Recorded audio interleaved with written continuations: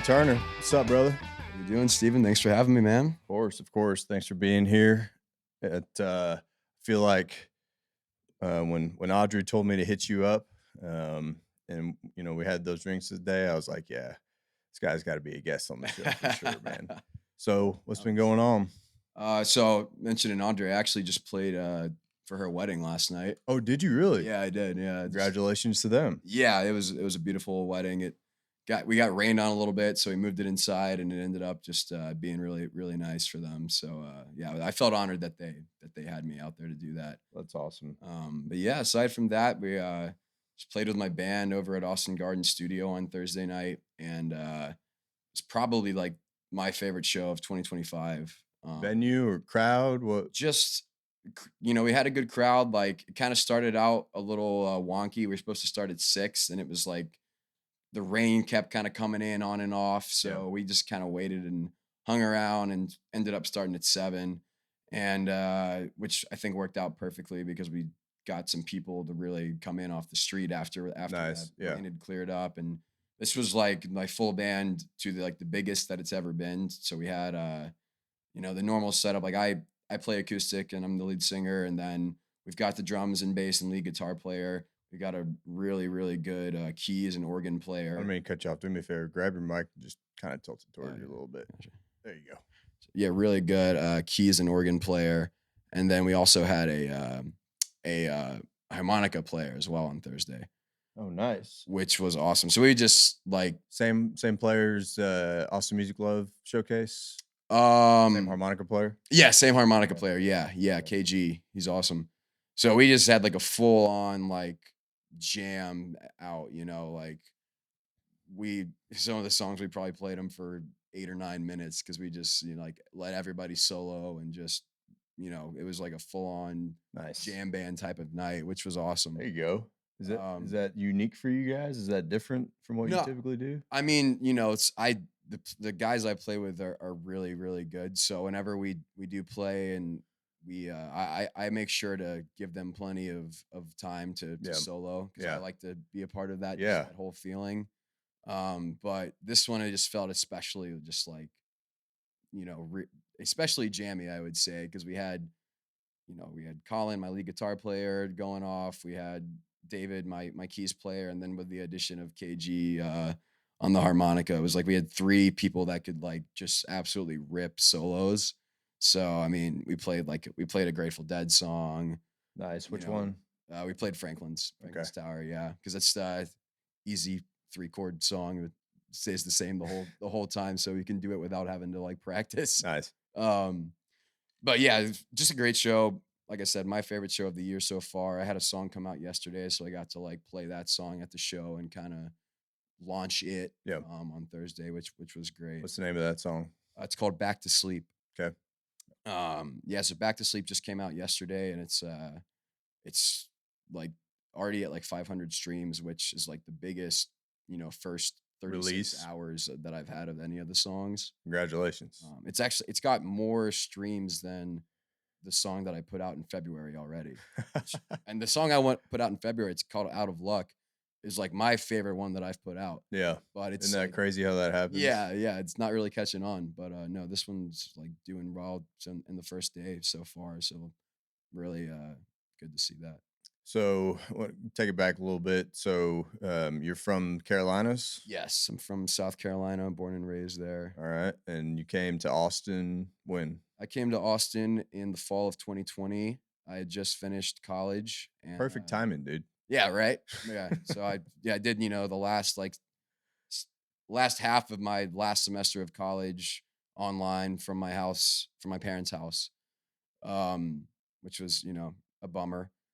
And then moved to Austin, and that fall I got my master's degree at UT that year in accounting. And I moved to Austin to get that degree, but also because I was attracted to the music scene here. Yep. And during COVID, Texas was similar to South Carolina in that they were a little more, give you a little more leeway. Yeah, To, a get little more live open. music going and open back up. So where's your hometown? It's Spartanburg, South Carolina. What was it like growing up there? Was it a music town at all, or was it Yeah, I mean it's small? it's a small town, but there is a really vibrant music scene there, and there's musical history there as well.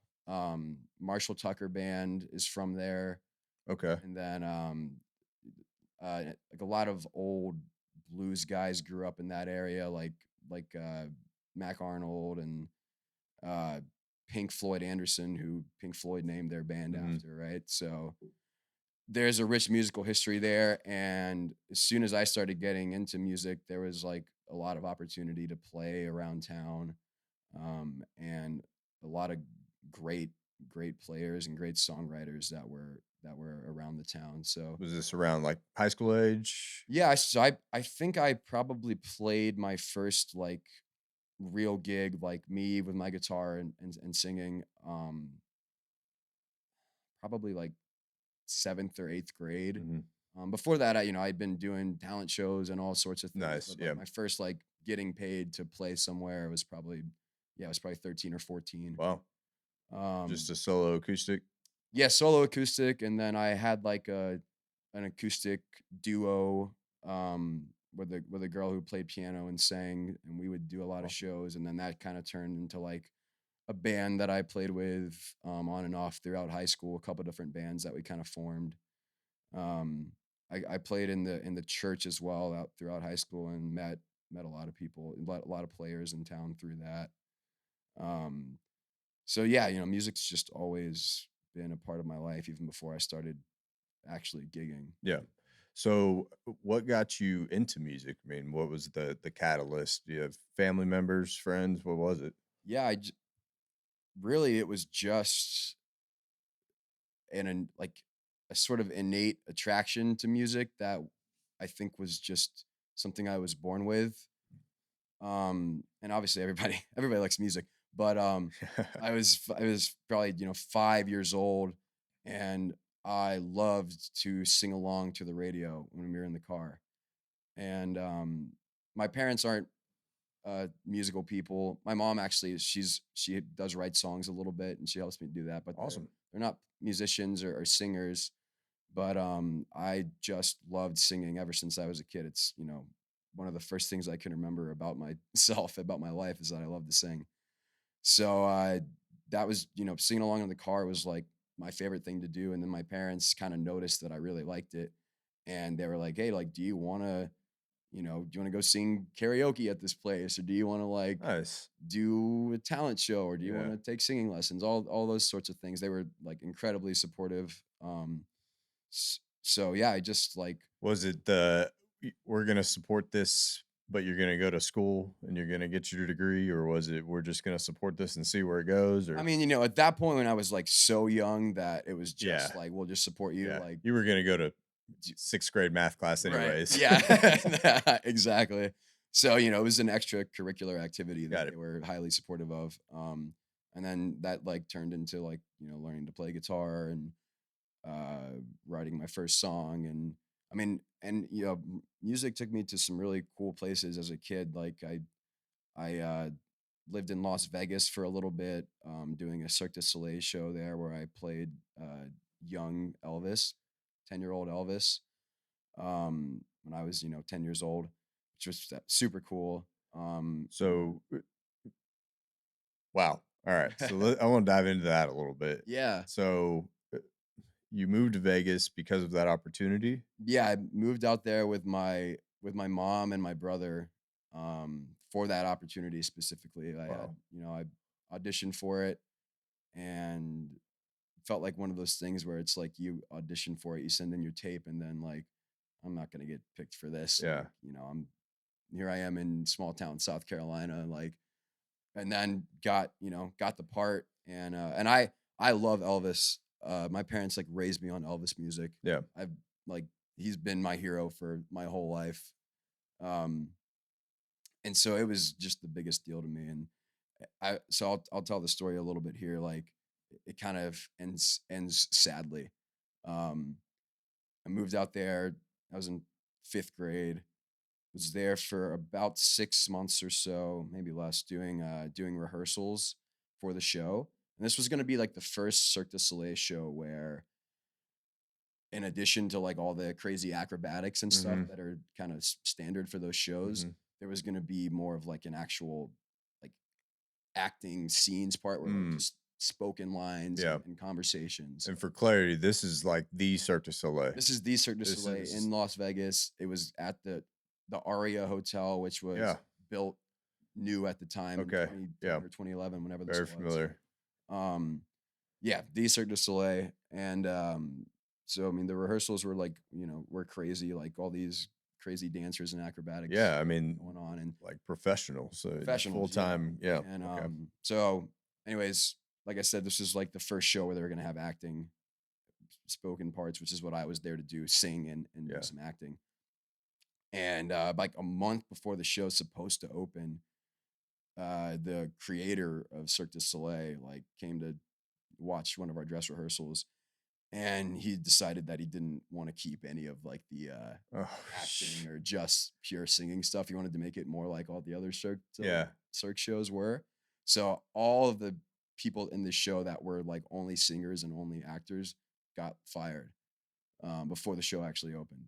So that was my Cirque du Soleil experience, and my first like So you never got on stage. never actually got to do Oh, the man. show live, which sucks. And Yeah. I was devastated. But it was like the first kind of like, hey, welcome to show Yeah. business I thing, mean, which is probably good to have that happen when you're 10 years at old. such a young age and you're not relying on it for an income and Yeah. there's a lower level of exposure there, but still, I mean, Yeah, I mean, definitely I was sucks. devastated, and it took a while after that to be like, I still wanna do music. Yeah. I was sad. So, but when you were, I mean, it's Vegas, so you're 10 years old, so your mom just had to take you everywhere, take you to all the practices and all Yeah, that kind of stuff. And yeah, pretty much. I think sometimes they had, people there that would pick us up but sometimes. did did they have like a this is the 10-year-old entrance, like Yeah. the back end entrance to where Yeah, no, we were just amongst all the performers. We were just that's wild, coming in. I man. mean, I was mostly hanging out. So there was another kid as well because of like the labor laws. They had to have two kids to play young Okay, Elvis because we yeah, couldn't do every show. yeah, it makes sense. And then there was a guy that was playing, you know, adult Elvis as well, who was like a dead ringer for Elvis, and like just, had experience doing like Elvis tribute artist stuff. Okay, yeah. So I was mostly like hanging out with them the whole time because he was like my hero when I was 11, and Oh yeah. man, So that's awesome. yeah, kind of basically the gist is that from an early age, like music was taking me to cool places. Yeah.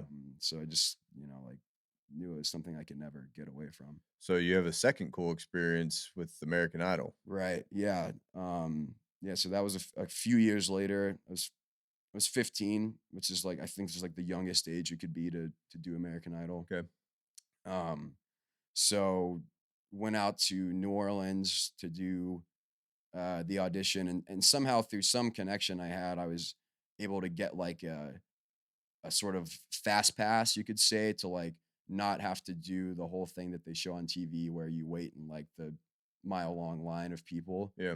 So I got to like skip that part and go to Hmm. like producers, like that, like Um, so I did like 2 rounds of producer auditions, and then got to go do the like celebrity judge auditions a month or so later. So it was like my dad and I driving out, it's probably 8 hours to New Orleans from South Carolina. So we drove out, you know, 2 times there in the span of a couple months. And when I did the celebrity judge auditions, I got to meet Harry Connick Jr. and Keith Urban and Jennifer Lopez, which was really cool. So what year was this? 2014, I think Okay. it was 2014. I was in I was in 10th grade at the Okay. time. Yeah, I was in 10th High grade. school. Yeah. And so I did that. I got the golden ticket, went to Hollywood. Super, fun experience. Flying out to Hollywood and like staying in the nice hotel and Yep. everybody there is there for the same reason. A lot of really cool people there. So I got through in the Hollywood week. There's a few different rounds they put you through. So I got through the first round, which was just another like sing a song for the celebrity judges again. Okay.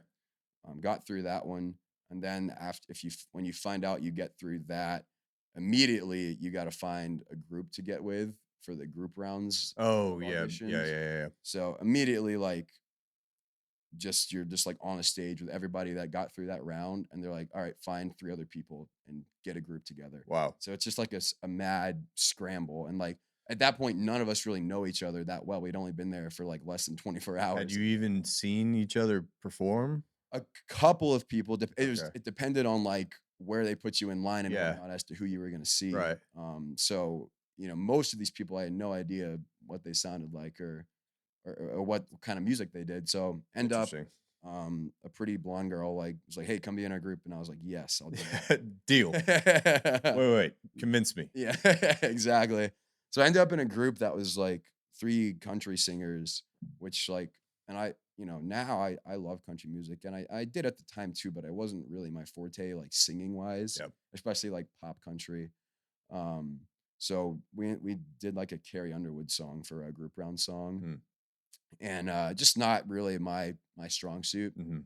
And anyways, you get your group, you spend all night working on the song because you find out, you made it through at like 9 or 10 p.m. You go Yep. back to the hotel, stay up till 3 or 4 working on the song, get a couple hours of sleep, wake up, and then you go wait around all day until it's your time, your group's time to And go. you're just kinda quarantined, right? Yeah. You're like I guess So at that point, social media wasn't as big, but you don't even have opportunities to I mean, can you talk to your family and all that stuff or yeah, I mean, I was, texting like okay. Alright. family and like close friends, but you were supposed to you got to keep everything on the Mhm. on the on the down low Yeah. at that point.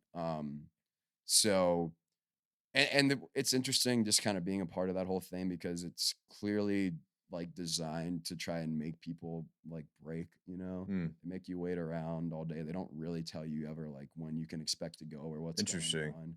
on. And you're just sitting there like, I wonder if that's just TV or if they're really trying to weed you out, I you mean, know? I think it's trying to create good TV because like Yeah. seeing someone like lose their mind a little bit Yeah. out of nerves or whatever, Yeah. like Yeah, is for is sure. is good for reality television. Yeah, no doubt. And like that point, like me being 15 years old, I was like kind of unfazed by any like nerves or anything like that. Like I wasn't smart enough to know to like When you're just soaking up the process and right. soaking everything up, so Exactly. So anyways, yeah, did the group rounds. Uh I gave my best performance, but me and the other guy that were in the group didn't make it through. The two girls made it through a little bit farther after that. okay. And then So who won? Do you remember who won that year? And are they still I I'm not a big American Idol yeah, follower. no, My I didn't wife really after I got kicked out, I didn't really watch it. you're like, I "I'm done." watched the episode. They showed my like New Orleans audition on TV, Nice. which was really cool. We had like a big watch party in my hometown and stuff. So That's cool, man. that was super cool. That's a great experience. Yeah, and then I didn't really watch after that. I want to say it might have been a guy named like Clark Shearer or something. I don't yeah, I I'm not too sure. your guess is as good as mine, Yeah. man.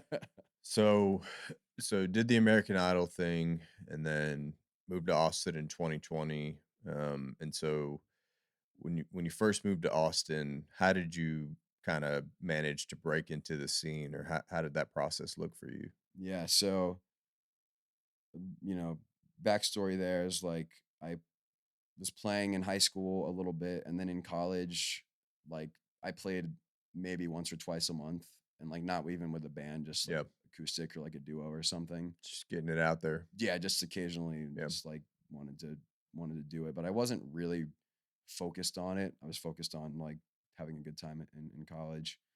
Um, and so when I moved to Austin, I I was attracted to the music scene. I still had this like idea in the back of my head of like really trying to go for it with music. Um and got here, and it took probably like 9 months for me to actually like break into the music scene. Mm. And like yeah, with COVID going on, even though we were pretty open here in Texas, it was like still kind of Yeah, weird. There was like that was less still pretty heavy, less so, stuff going on, yeah, and yeah. not really wasn't sure how to navigate it. So, but after, you know, living here and being around the music scene but not being in it yet, I was like about to lose my mind with the fact that I was like, I have to be part of this. I have to be Yeah, playing music or I'm gonna go crazy. Because I was just in grad school at the time for accounting and it was really hard and like my heart wasn't really in it that much, you know. yeah, that's yeah, So it was like yeah, I need to have something to like release all this frustration into, mhm. not just like drinking on the weekends. um, um, so yeah, I think it was April or May of 2021 that I went to the Blind Pig on 6th Street with a friend of mine, and there was a guy there named Joe Vega who plays there like several nights a week. He's like their kind of like house musician. Mhm. Great guy, great musician, and he plays there, you know, so often. Like, and so he'll kind of just let you if you want to come up and you tip him and you're like, hey, can I sing with you? He'll absolutely let you do that. Nice, alright. So I did that, you know, tipped him. I said, let's sing this song together. He played it, I sang it. He's like, "Oh, you're pretty good, man. Like, do you want to just play some?" So I like played a couple songs on his guitar. Um, you know, from there, like got his number and stuff, and he starts texting me about like playing at the Blind Pig. Okay, That was the first place I ever played in Austin was at the Blind Pig pub. awesome. So I started doing. I think initially I was doing every Sunday for happy hour, which was 4 to 7. I was playing downstairs, just solo acoustic. Nice. Um, I mean, it's a good little spot to get your feet wet, man. yeah, exactly. I mean, it was great, and like that was the first place I played, and then there's kind of like sister bar Shakespeare's Mhm. across the street. I started playing there as well, and just from doing those gigs, I met so many people and got so many connections. And that's how I got involved with playing for like corporate events Yeah, around town and whatnot, which is like a really good business to get into. So yeah, Blind Pig was my foray into to the Austin music scene, which awesome. I think kind of makes sense because It it's one of does. those staple like Sixth Street Yeah, places where absolutely. there's going to be music going on. Yeah, no doubt about it. So, like you said, you're doing a lot of corporate events. I mean, but you're putting out music at a pretty steady pace, right? Yes. What are you once a couple a quarter? Yeah. So I was doing all these gigs and whatnot, playing at different bars around town. Got into the corporate gig space, got into the wedding space, and was so by like 2023, I was like pretty solidly like making some extra money playing Yeah, music and like was busy with it between my day job and doing music. Um, and then beginning of 2024, I was like, there's still something missing, and it's because I'm not like releasing music as an yeah, artist. yeah. I was playing all the time, and I Were was you making some money. playing? Were you playing a lot of your originals in those corporate gigs and Occasionally, weddings? but not that often. And I was also lead singing for like a funk and alt rock band here in town, What was the name there? called American Megafauna. Okay, And so I wrote a couple songs for them, but the other guys wrote most of the stuff. But we were gigging and we put out like 6 songs. nice. And I still play with some of the guys. They're in my band now. Oh, cool. Um, so yeah, I mean, just hadn't been focused on like myself as Yeah. an artist. So beginning of 2024, I started working at Studio 601, started recording there, doing my first song, which is called Half a Man, came out in November. Um, and so I spent basically all of last year, all of 2024, going to 601 once or twice a month, getting songs done, and just kind of like planning for what I was gonna do, and how I was gonna start releasing this stuff and what Yeah. my strategy was. Um, so Half a Man came out in November. Um, Before that, I kind of built up some like social media posts and stuff, like kind of saying like because I wasn't really using social media as like a platform to grow my like artist brand or whatever. Necessary evil. Yeah, exactly. And I wasn't doing it. And then so like last summer, I was like, all right, I'm gonna like start posting music stuff on here on social Nice. media, try to like build a base of like Yeah. follow this guy for music, right? And then so I was doing that, did like the photo shoots and everything to like put on the album covers and all that stuff. So I was just like heavily investing into like launching what I was calling the new era of Grayson Turner. I like it. Yeah, I mean it was so I hadn't put out a song since 2018, like a on under my name. I mean, it was just time to get things out. Yeah, I'm sure some of those songs are a little old in terms of, when you wrote them yep. relative to when A you lot of released the a them. lot of the songs that I've been putting out were songs I wrote in 2020, 2021 when I was first here in Austin. Nice. Um, so yeah, put out Half a Man in November, and then I've been putting out one song every 28 days since that one came out. So I like I said, just had one come out yesterday, April 25th. I'll have another one coming out in May.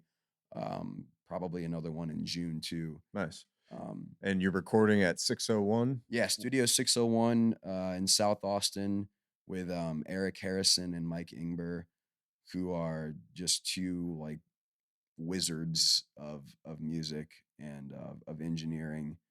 And I think it's like a lot of people, a lot of my friends and peers would like they shop around for studios and like Yep. they have sometimes it's hard to find the right fit. And with these guys, it was like immediately the right fit for me. And I knew it because the first song that I did with them, Half a Man, I took it in there and showed it to them. And before we ever like recorded anything, we spent a couple hours like let's let's rearrange the song a little bit. Let's make it as good as it can possibly be as just a song on an acoustic guitar. Okay. So we spent a couple hours like doing rearrangements and moving pieces around and everything to where the song was like as good as we could get it to be just from a writing perspective. And then we recorded it. Yeah. So that's when I knew like these guys they weren't just there to like take my payment and record whatever I come in with. They have a stake in what they're putting out and they believe like in their artist that they record with and want to make the projects as good as they can possibly be because it's That's their awesome. name that's on it as well. Yeah. So it's a lot of prep work up front, maybe. I guess is that pretty atypical for that? I'm just not experienced in that. Is it pretty typical to kind of show up to a studio and the engineer and producer might have some input, but really they're there to mix and master. They're not so much to weigh in on that or Right. Yeah, no, I think I mean it just depends like what you want out of it. And like when I did the 6 songs that I did with American Megafauna, we had all our parts locked in. We came in like wanting to be as efficient as possible and yeah. get as many songs done in Well, the one week. meter's ticking, right? So Yeah, exactly. So we came in with all of our parts locked in and we laid the songs down like as we had practiced them and we were very rehearsed so we got through them really quickly. nice. And then but with my songs like I write them on an acoustic guitar and at that point when I was writing them I didn't have a band to like play them with or Yep. anything. So they were just existed on the guitar and out of my voice and in my head. So with these songs, like it's more of a process of coming in there.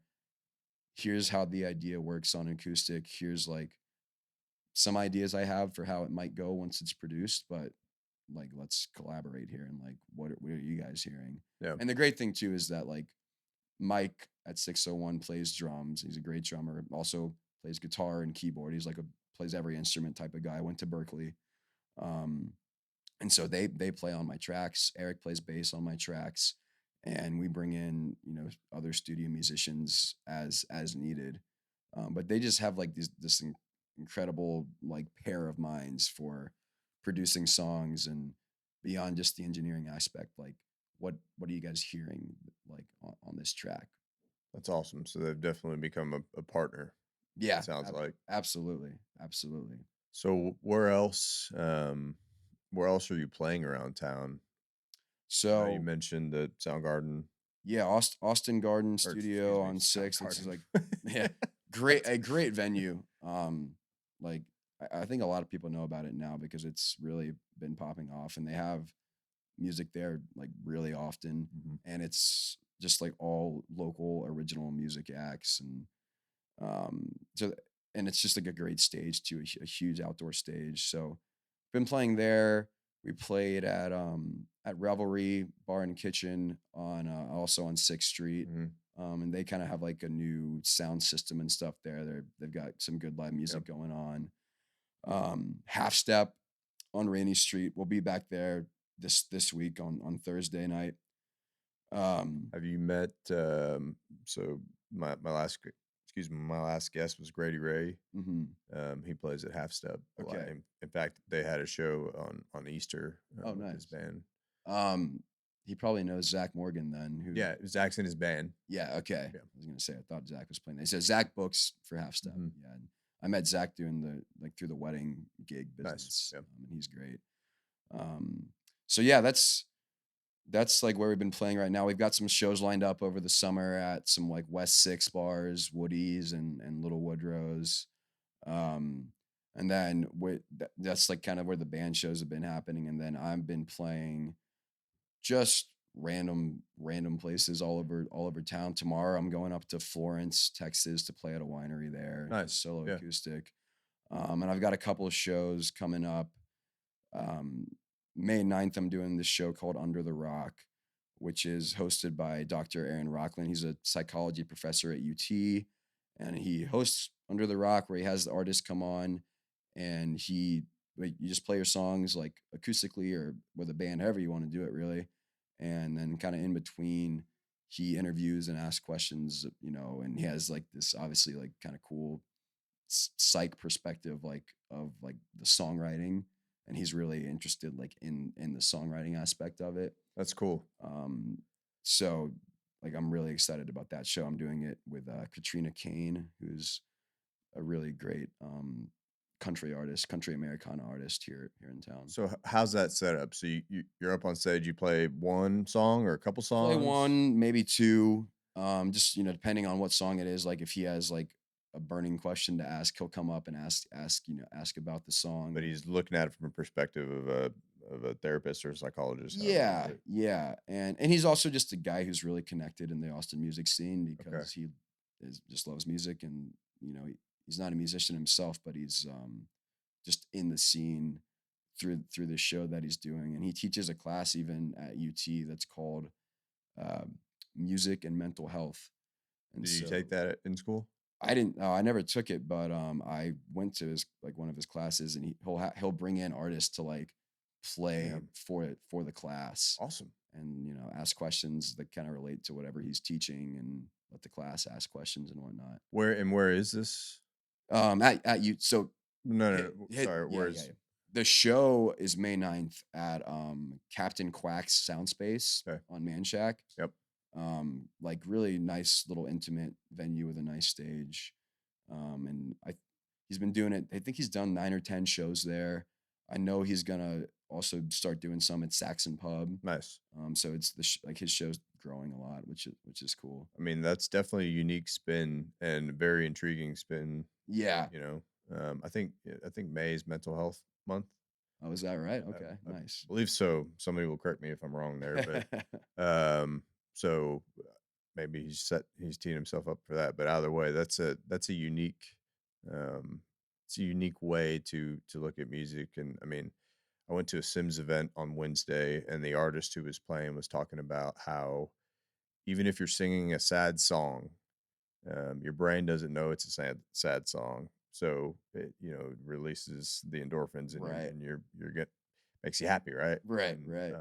I'd heard that before, but it just reminds me of, I guess, why I love music and Yeah. why music is such a universal language for everybody.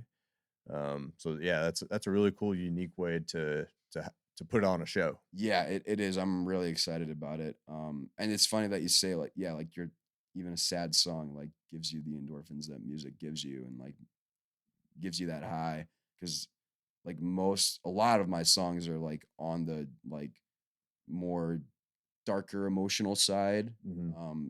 They're very like introspective and kind of based out of like a time in my life where I was like a little in a darker period mental health wise, right? Okay. So but now I play these songs and that's not what I think about when I play them. I'm thinking about how much fun I'm having like Yeah. playing these songs live and jamming out with a band, you know. Well, I'm sure writing them was a form of therapy, Absolutely. right? Yeah, absolutely. So how many songs would you say you have in your little catalog in your songbook? That's a Eh, I'm that's a sorry. great question. I mean, you know, there's probably 15 songs right now that I will go out like that I feel comfortable playing. Yeah. Um All right, Leo. We here at Austin Music people have dogs, and sometimes dogs don't care that you're in the middle of a they podcast. don't know So the I got 3 dogs in my house and so whenever I like have someone over to do like a co-write or something, they are like just try to get psychos. themselves involved in every way. Look how crazy I can be. I'll sit there with the guitar and like my dog was sitting right in front of me and swipe at the strings like he wants to play. That's awesome. Sounds like something my son does. Yeah. So back to your music catalog. Yeah, so yeah, there's probably, 15 songs like I said that I like feel confident in to like go play live right now. If you look at like the whole catalog of like a backlog of everything I've written, it's probably like 30 to 40 like fully completed songs, which is not a lot. And I didn't really I wrote my first song when I was 11 and sporadically I wrote throughout like high school and college, very very sporadically. I kind of treated it as like I'll write a song when the idea comes to me and I don't really have to put that much effort into it because I just wasn't really focused on it at the time. Hmm. So I mean I wrote a good number but like I said they were the songs that like really came to me like from the universe where I just like they just poured out of me. You Now had I've spent more energy and time like focusing on like sitting a down process. and like making myself right, So which is what you have to do. before we get into your process, because I'm interested to hear that, you were telling a story of your plane ride back to from Idle Mhm. back home. So share that story because I thought that was pretty cool. Yeah, yeah. So I was right after I got kicked off of American Idol, was on the plane back to South Carolina and looked out the looked out of the plane window and I was just kind of thinking about the whole experience, as I'm on this plane. And I look out the plane window and I just in the distance see like lightning strikes happening and lightning in the sky just came to me which so on the plane I started writing this song called Lightning in the Sky and it was just sort of about like my my experience and my time on American Idol. And it's a song about basically saying like I'm down right now, but I'm not out. Yep. I'm coming back. Um, and yeah, I mean that was one of those songs that, like I said, there was very like little effort in writing it. I wasn't like sitting there like think like really really thinking hard about each line, Yep. which I do sometimes with what I write. This one was like one of those songs where every line just like came to Just me, flowed. like just flowed, which like would be great if you could just write every song like that. But I don't think that's how it works, at least Yeah. not for me. So yeah, I mean that's a really special song to me, and I put that one out in 2018, a few years after I had done Idol, Mm. and it's still out there on my Spotify. There were songs that I released back in like high school that I've since taken off my Spotify because they just didn't really fit with like What what you're I'm going trying to for? do now. Yep. Yeah, but that one was one that I like stay forever proud of, and it just means a lot to me. And Yep. it's a great song, like, and people really respond to it when we play it live. It's Yep. got a really like good energy to it. Nice. Um, Did you find whenever you went, and I don't want to skip over your songwriting process because I'm interested, but did you find when you went from, just a solo acoustic with those songs to a band that, I mean, maybe you're not going to change the lyrics, but maybe the feeling of the song changed? yeah, they take on like an entirely new life. Yeah. And like playing them live with a band is like my favorite way to experience these songs because it just feels like everything is like fully coming to fruition. And like everything I write, um, like for me, it has to be good enough to if I'm playing it just by myself on an acoustic guitar for it to like stand on its own. Mhm. Um, so that's like the basis for it all. But then once when you're in the studio and it starts, all the pieces start coming together. That's really special. And then yeah, playing these songs live with a full band is like they take on an entirely new life, and like the world of the song, that the world that the song puts you in is like is different than if I'm just playing it acoustically. Hmm. If that makes Yeah. sense. Yeah.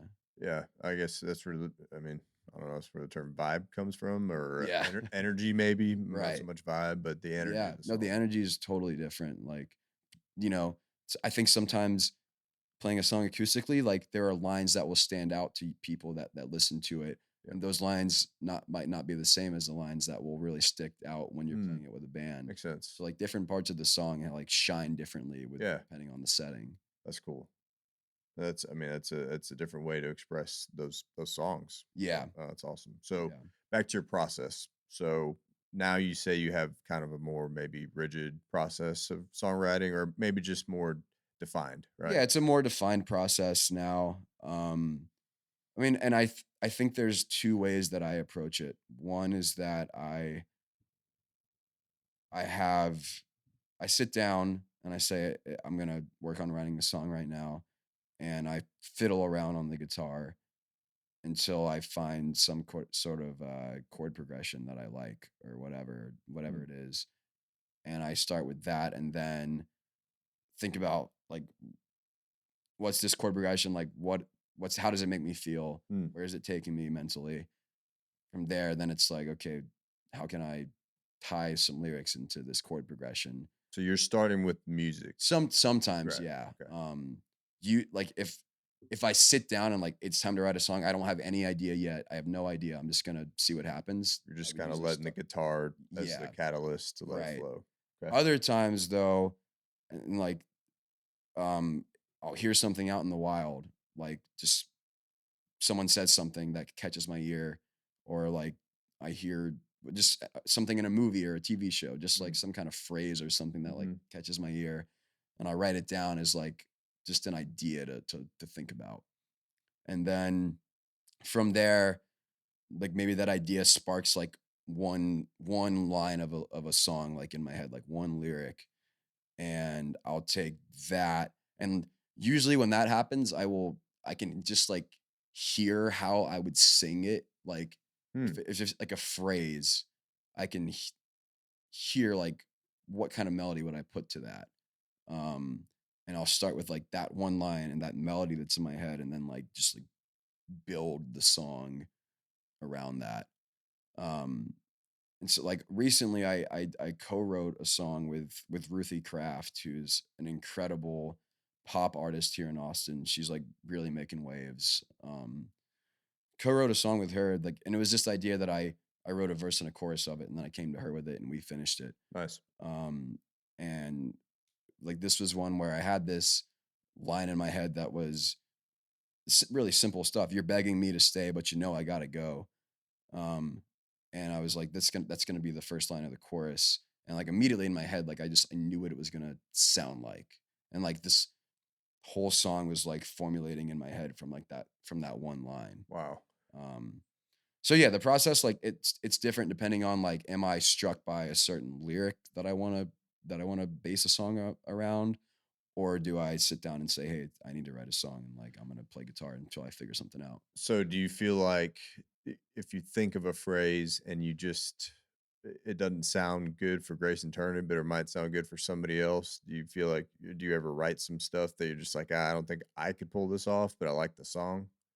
I've never done that. I mean, like normally when like if a phrase strikes me, like it strikes me because I'm thinking about like Yeah, I want to makes sing sense. this. Yeah, yeah. And like it. I mean, it would be really cool to have a career of like being a songwriter and writing songs for anybody. And I'm certainly not opposed to that. But right now I'm really focused on like on my brand and whatnot, and just building my career as an artist. So Yeah. I'm being selfish with all my songs right now, and like Well, it's 100% acceptable. yeah. But I have gotten into this like journey of co-writing just this year. Really, this is like my first experience co-writing Yeah. with other artists, and that's been a lot of fun. And um, just like it just makes it's a nice to have people to bounce ideas off of, Yeah. and it makes the whole process so much less daunting when there's another person there to like just feed the energy, and kind of like if you get stuck, maybe they get you unstuck. I gotcha. So when people think of Grayson Turner as the artist, what parallel do you want them to draw? I don't want to put a box around you, but uh, who do you want them to associate your name with from in terms of maybe a more established musicians, either here in Yeah. town or Yeah, it's a good question, and I think about it a lot. And my inspirations for my songwriting, I always say, are like Jason Isbell and John Mayer and Zach Bryan and Tyler Childers. Um, and so those are guys that I would, and like Hosier, Noah Khan, those guys as well. Those are like, I think, the vein of like what my genre is. yeah, Which my genre, like I loosely just say, is like singer songwriter. And it's soul, it's a little bit rock. There's songs that have a little bit of a country element to them as well. yeah, But it's just generally like singer songwriter songs that are based around the acoustic guitar, and they're not acoustic songs, but the the the the bottom layer of the song is an acoustic guitar. Um, so like those are the artists that I look up to, and that I think if you like any of those artists' music, there's probably something in my music that you would enjoy as well. And then also like Rob Thomas, Matchbox 20. oh And like man, what a band. yeah, God, what a band. right. Maybe it's just because I'm a 90s kid, but The 90s is they had some of the greatest music yeah, like in American culture was from the 90s. And like the Wallflowers, like those types of bands, like there's yeah, some inspiration there as yeah. well. All right. Um, so yeah, I mean, I don't like to like shoebox myself into like one specific genre. Like I'm not a rock artist, I'm not a country artist. Well, I Um, think I think you just gave a great explanation yeah, of your foundation and kind of what you're going for. But yeah, it's I would assume, and not being a musician, but I would assume you, especially at this point in your musical journey, you don't want to put a box around yourself because you want to see what opportunities come and you're just figuring it out yourself, right? So yeah, you're I'm figuring it out. And like you do have to have some sort of like vision, and you want like the music you're putting out, especially if it's all going under like the same album or the same, kind of release plan. Like you want it to have some sort of through line that connects it continuity. all. Yep. But my through line, I think, is less like it's less like specific genre focused, and it's more like these are my songs. This is my sound. Yeah. And Makes like sense. that's what people are coming for. I like it. So we talked about 601 a little bit, but you've also been involved in some other things around town. Austin Music Love, Local Sets, ATX. Yeah. We talked about Under the Rock. So tell me about Austin Music Love and your involvement there, and Local Sets, and the Gifted Individuals Guild is another thing you're involved with here in town. So, Yeah. and we don't need to go too far into the weeds, but basically, I guess, how did you get involved with those, and where have they helped you, and what has come out of that? Yeah. So all three of these shows and organizations, groups, like they're incredible uh, allies in the Austin music scene. And so Austin Music Love, John, who runs Austin Music Love, just is like he's got it like he's like a tech whiz. So he like runs this whole Instagram page where it like automatically finds like Austin artists, and like whenever I put a new song out, or an Austin artist puts a new song out, the Instagram page posts about it. He has like this schedules that similar to like yours, live music schedule Mhm. for the week. Like he Yep. does a similar post with like all the music going on around town, and then there's like a map that like shows where the venues are around town. Yeah, I like that. Yeah. Yeah, like it's just like a help. John's also a solid guy.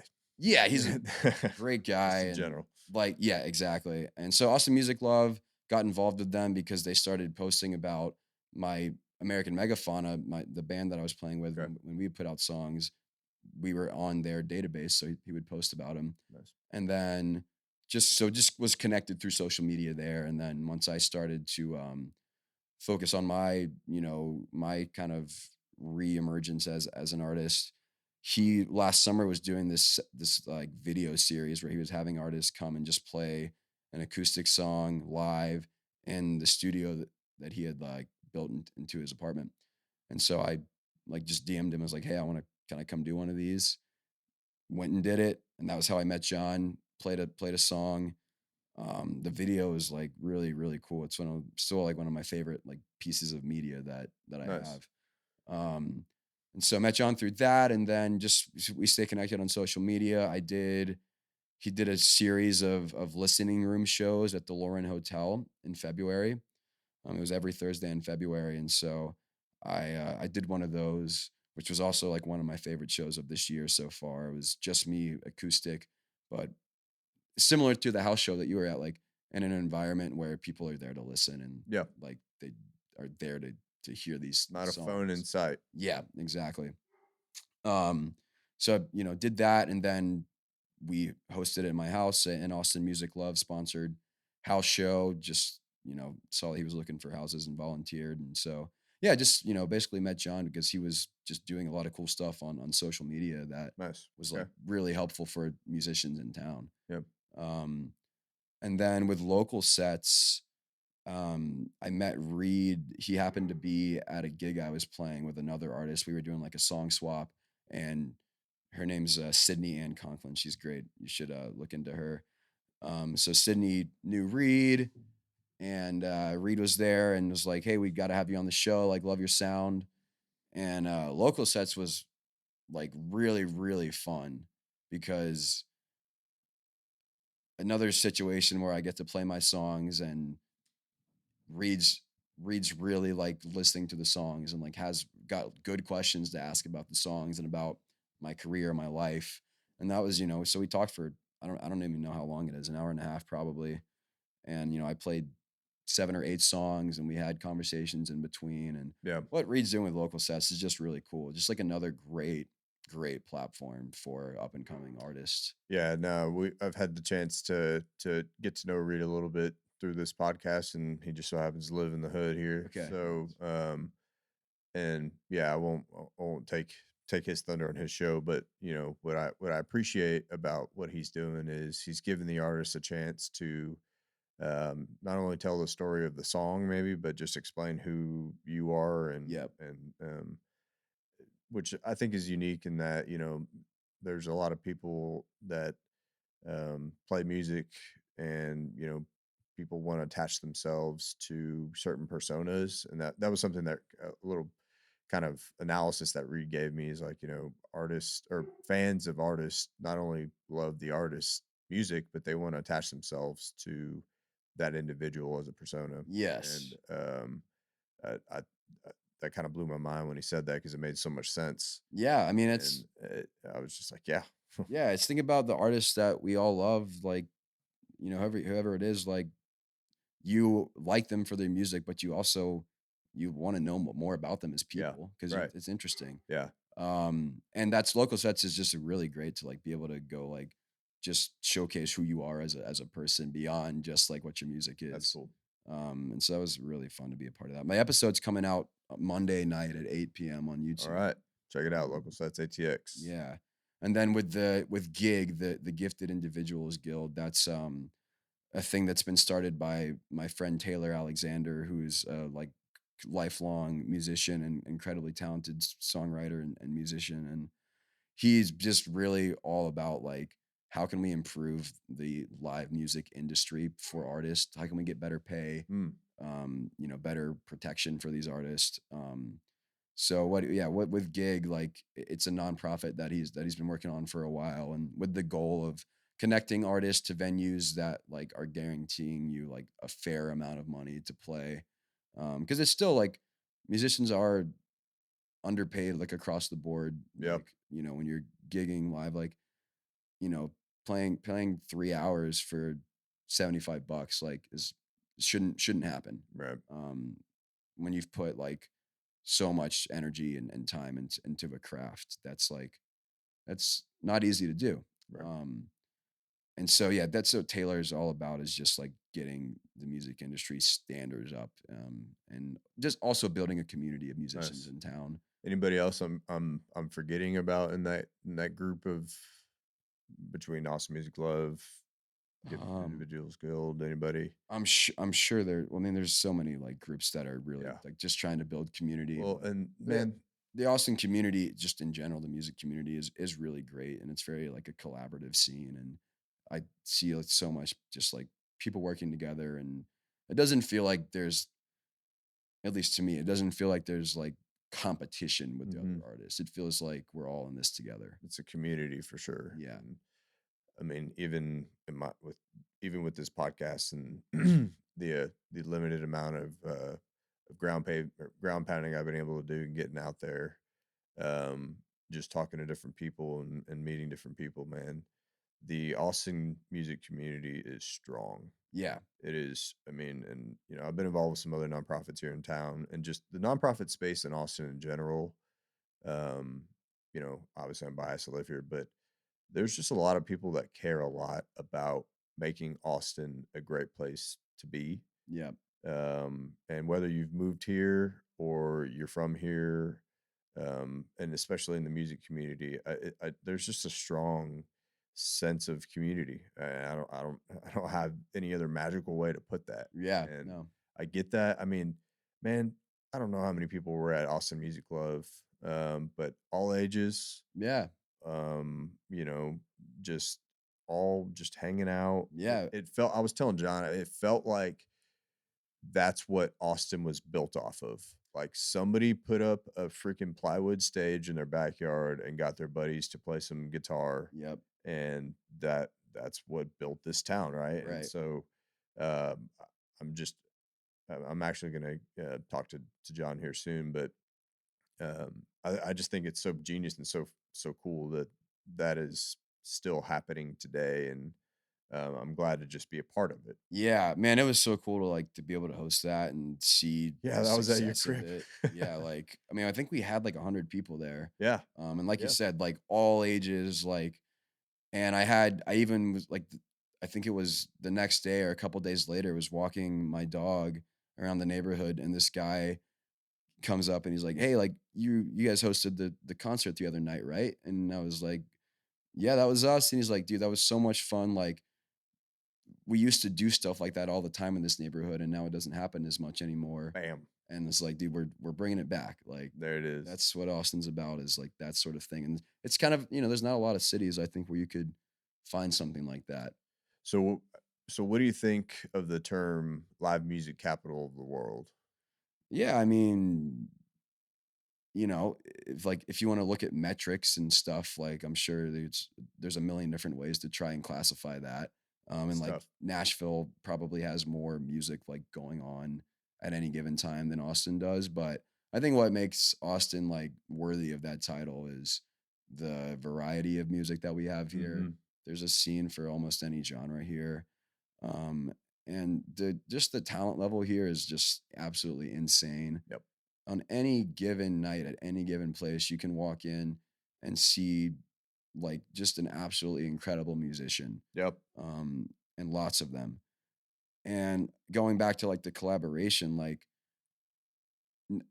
in Nashville, I think and I'm not super familiar with the scene there, but I've got friends who are, and it's like everybody there has like this goal of like making it, or whatever that means to them, whether Yeah, it's yeah. like being a session musician, or being a country star, Or a or writer or being a whatever. writer, for a country star or for a Yeah, star. yeah. So here it's like we've all got our goals, but we're all like it's fun. It's supposed to be fun. Music is fun. Like it's not just like about how successful can I be, how far can I take Yeah, this, how so to me that's what like makes Austin music scene so special is that it's happening everywhere still.